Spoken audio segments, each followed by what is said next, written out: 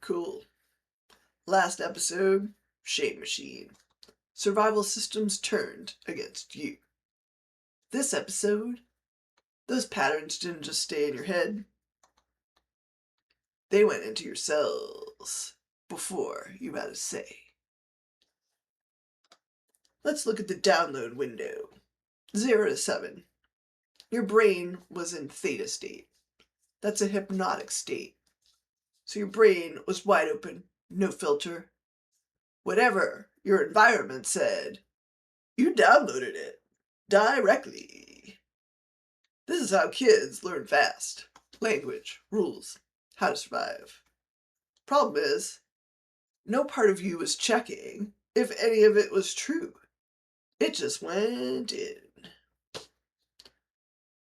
What got downloaded? So what did go in? The big stuff. Good boy or bad boy? Good girl or bad girl?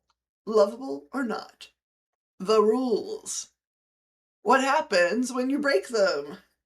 What parts of you are okay? And you're told what parts you'd better hide. Whatever your environment says, that became your operating system. Not because you agreed with it, because you were a little kid in theta, and there was no filter. So let's look at the programmers who were programmed. Now, your parents were your main environment, maybe some other caregivers. They told you who you were, good enough or not, what was acceptable. But they had their own programming too. They had their own shadows, their own shame, their unprocessed stuff. When they were harsh or cold or made you feel like something was wrong with you, that was usually their programming running, not a choice, automatic. Hurt people, hurting people. And they probably didn't even know. The generational train. Their parents programmed them. Their parents' parents programmed their parents. The greatest generation? Depression, war. They were in survival mode. They were tough. They were shut down. And that's what they taught their kids. And those kids taught the next generation. Now, this isn't about the blame. It's about the trade. You didn't get programmed because you were bad. You got programmed because everyone did. So there was an article on Psychology Today that pointed out something important. A lot of the parenting stuff that was totally normal and just how it was done, we now call that emotional harm to kids. Withholding love to control you. Guilt trips. Forced apologies. You might have heard, stop crying or I'll give you something to cry for. Treating you like something was wrong with you for having feelings. This wasn't called abuse, this was just called parenting. You might have heard, because I said so. What's wrong with you? Wounds nobody knew were being inflicted. So here's the truth. At best, growing up was rough. Emotional neglect was called making you tough. Conditional love was called discipline. And then you add actual abuse in there, physical, sexual, real neglect. A lot of people got both. This isn't rare, this is unfortunately normal. Let's talk about beliefs becoming biology. Now, here's where it goes deeper. There's a scientist named Lipton who figured something out. The old idea, genes run everything. You'd say, it runs in my family. You felt stuck. Turns out, it's not in the genes. It's actually in the cell membrane of every cell in your body.